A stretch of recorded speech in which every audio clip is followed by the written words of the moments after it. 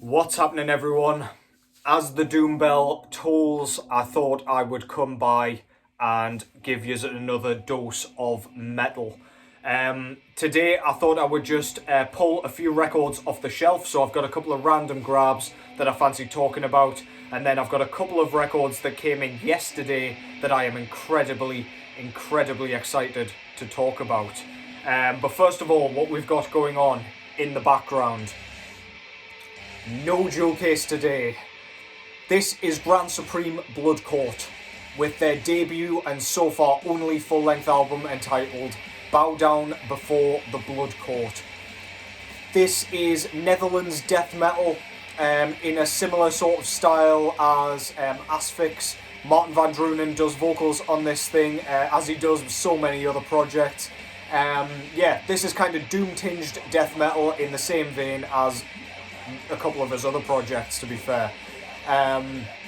It's kind of, there's a lot of mid-pace stuff on here, stuff that makes you want to smash your skull against a wall, and then you've got kind of the real doomy sections which just kind of crawl in, destroy everything in their path, and then the kind of punk-addled kind of drumming takes you straight back into the high-tempo stuff. Martin van Drunen's vocals are disgusting, as they always are. Dude sounds like he's ripping his larynx straight out of his throat. It just sounds uncomfortable all the way through, but he's at the peak of his goddamn powers here. This is kind of just a side project. They've teased new music for quite a while up to this point, but we've had nothing yet. Hopefully they get back in the studio and give us some new tunes, because this is fucking fantastic and I don't see enough people talking about it. Grand Supreme Blood Court, Bow Down Before the Blood Court. So, I guess I'll just get straight into the records here, no pissing around. First up, random pull. This one came out in 2016, I believe. This is Newcastle's Live Burial with their debut full-length album, Forced Back to Life. These guys, if you're not familiar with them, they play a very kind of straightforward style of death metal, at least on this album. It's kind of in a similar vein to the early death metal bands, so there's quite a lot of thrash on this thing. It's quite sort of traditional in its structuring, nothing too fancy. But there are two guitars on this thing, so there is plenty of kind of flashy solo work on this, and the lead work is incredibly noticeable. This is quite a sort of dirty album in terms of production. It sounds like it's been kind of recorded in a basement or something. The drumming sounds so authentic and like it hasn't been touched up in any sort of way. Jamie's vocals are utterly horrifying. They're kind of in a similar vein to that of Martin van Drunen, and also kind of sound a little bit similar to the dude out of Skeletal Remains, if you can kind of imagine a combination of the two. Very pained, very high, and very kind of piercing vocals. My favourite track on here has got to be Enter the Chapel of Splatter, which is the final track. It's just the vocal hook on that thing, it kind of just comes in the form of like horrible wretches, which kind of start off a riff passage, if you can even call it a vocal hook, I guess, but that's how it comes across. It's super like memorable and somewhat catchy as well, despite the horrible sounds coming out of his voice box. Few doomy elements to this thing, but as I say, pretty much in the standard vein. Lee's bass work on this thing, it sounds like he just gets kind of free rein to do what he wants on every single album. He kind of bass solos his way through it all. Incredibly complex, incredibly recognisable. Dude's got several projects going on, and he is absolutely killing it. Just a great album all round. Front cover shows kind of a nutty professor injecting this dead body and forcing him back to life, I guess, which is absolutely fucking awesome. I love that artwork. Slasher Dave, actually, out of Acid Witch, does a kind of synthy intro on this, which is very cool. For such an underground band, at least at the time, to get a guy like that on there, to help out is absolutely fantastic, really cool. Back over there, it's just a kind of lit up, zoomed in picture of the guy's hand with the syringe in it, with whatever reanimating fluid or serum or whatever is in it. Track listing just at the bottom there. This came out through Dunkelheit Productions, and this one came on a very nice sort of sea blue. Yeah, very nice. Sea blue? Is that a thing? It is now. Forced Back to Life from Newcastle, live burial, absolutely killer. They brought out another album last year, bit more complex. They're definitely developing their sound, and they just keep getting tighter and tighter. Go and catch those guys live if you can as well. They are killing it. Next up, we've got a pagan black metal band with a fairly recent album of theirs out of Germany. This is Horn with Mohngang. The reason I wanted to talk about this one is because I think it's kind of been forgotten about a little bit, unfortunately. I personally absolutely adore this thing. The thing that kind of draws me into this more than anything is the cello work here. So there's a cello intro, and then it's kind of used in dribs and drabs throughout the album. It just kind of gives it a sort of a classical feel, basically. It's really, really beautiful, really pretty, and it kind of gives you that sense of being out in nature. The black metal itself is very kind of bouncy and groovy and folkish. It's incredibly kind of prideful and kind of feels patriotic, especially with the lyrics all being in German. You can hear every goddamn word he's saying, so if you indeed speak German, then that's absolutely perfect. He's kind of got a sort of gruff, folkish kind of singing voice. It comes across as a little bit tribal, and then he's got those kind of more grating, raspy snarls that he kind of utilises in all of his albums. This is a one-man project, and you wouldn't believe it listening to this. There are so many components, so many facets, that it's just kind of hard to keep up. It's an album that's just got so much depth and so much kind of replay value that it's impossible to get bored of it. Horn can't do wrong, in my opinion, but this is one of their best works, in my opinion. Front cover shows a kind of deforested area in the snow. Kind of looks like the trenches or something, kind of going down there with kind of smoke clouds and plumes. Yeah, really, really nicely painted. Absolutely love that. Back cover there, it's got like oak leaves with acorns going up the side with more of the kind of snowy landscape and more of the smoke. And then you've got your full track listing there. Yeah, really cool stuff. And this one came on standard black vinyl. Cannot go wrong with that.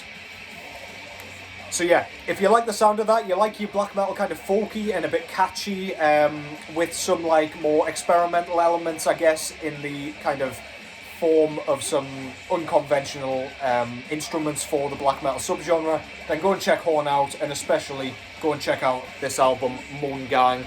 As always, I will try and pop the titles and everything down below because, well, I butcher the pronunciation of a lot of them apart from anything, so yeah, it's necessary.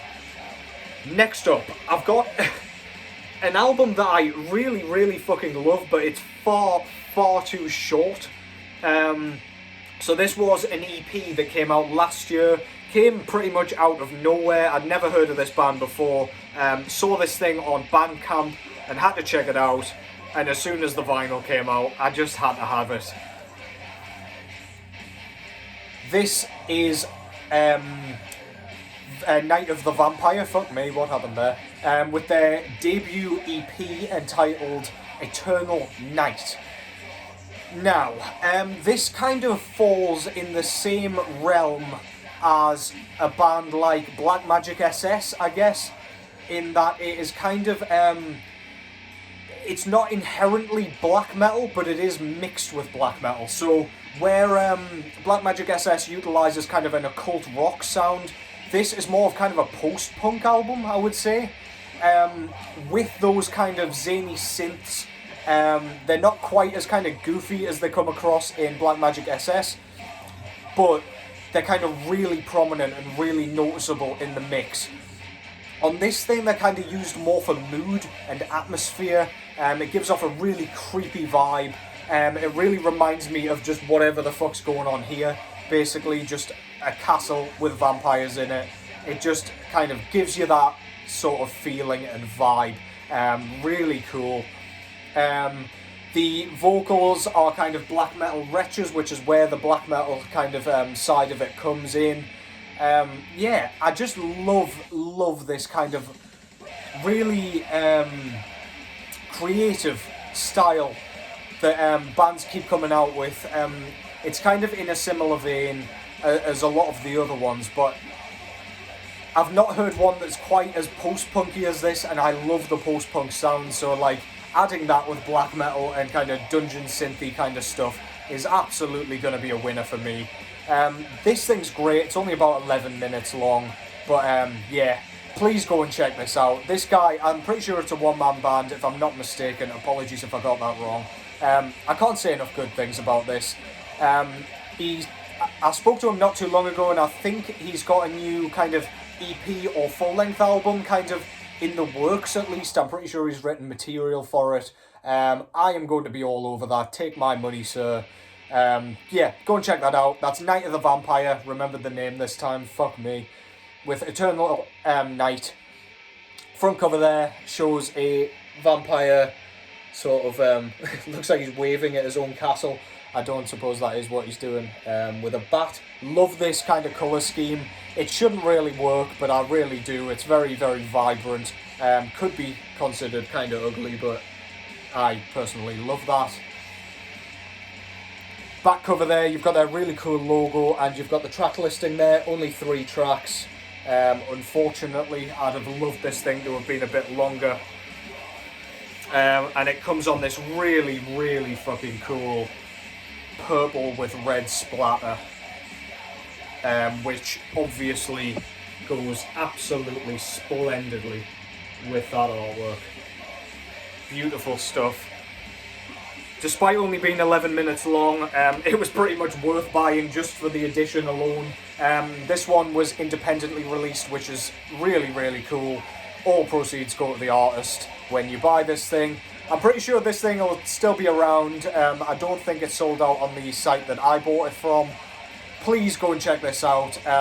If this is a sign of things to come, then really we're in for a treat with his next release. Night of the Vampire, Eternal Night. Go and check that out. Which leaves us with our final 2 albums, and they are the ones you'll have seen in the thumbnail. From the same band, 2 albums have dropped simultaneously, so I've ended up with 2 records from this band. Take my money, I guess. My wallet is screaming in pain. First up, we've got Ulthar's first one, or whatever, the first one I'm going to show at least. This is Helionomicon. So they released this one alongside Anthronomicon, which is this one. What they've done here is they've released Anthronomicon, which is kind of in the same vein as Providence and Cosmovore, which came before. So that's their kind of classic sort of technical blackened death metal, if you want to go that far into the fucking stupid genres.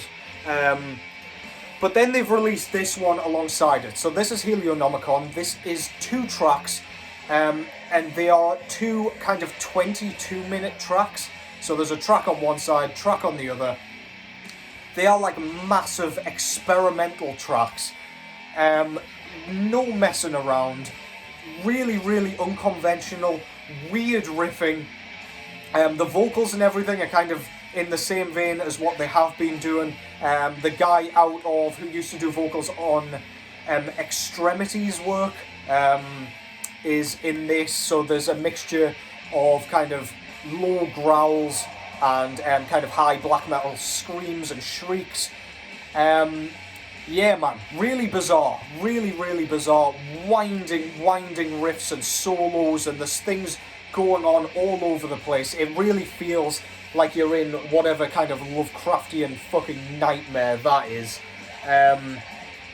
Yeah, if you like their previous work, you could pick either of these up. I was kind of expecting this to be like a massive ambient track and be like really disappointed, but actually I've been blown away. And as a guy who doesn't really like kind of experimental death metal nearly as much as kind of straightforward or kind of conventional, I guess, I actually prefer Helionomicon. I think it's just because it's just something a bit different. I got completely immersed in it, and I just love this band's sound. If you're not familiar with this, go into their back catalogue first, I guess. You can listen to these chronologically. Their sound hasn't kind of changed too much, but finish with Helionomicon, because that is such a bizarre, weird, and wonderful journey through some really diverse kind of landscapes. It's just completely alien and absolutely fucking brilliant. Go and check that out. That's Helionomicon by Ulthar. And this one is their other one that came out at exactly the same time. This is Anthronomicon. So this one is actually 8 tracks long, and it's kind of in their more conventional style. Still very bizarre, very repetitive. So they use a riff and they just kind of keep going back to the beginning of the riff. It sounds like they haven't quite finished an idea, but it's really cool. It's not in like a bad way by any means. The lead work again is splendid, very spacey and very kind of cosmic sounding. Sounds completely otherworldly and just kind of like you're exploring territories that should not be explored. This is wicked, very Lovecraftian. If you couldn't tell by the band name, obviously named after the Cats of Ulthar, or at least the town in which that is set. Absolutely fucking great work. Go and check it out. Ulthar with Helionomicon and Anthronomicon. Front cover shows just that alien landscape. I'm pretty sure if you join these together, it does make a whole thing. If you can kind of make that out, it sort of does anyway. And that's the other one there. There's just some really weird goings on. I love all their artwork. It's all incredibly detailed and incredibly like bizarre. There's just so much going on, so much nastiness there. You don't want to take a trip there, and you don't want to end up there by mistake. I can tell you that for a fact. Very cool. I could stare at that for hours, and no doubt I will.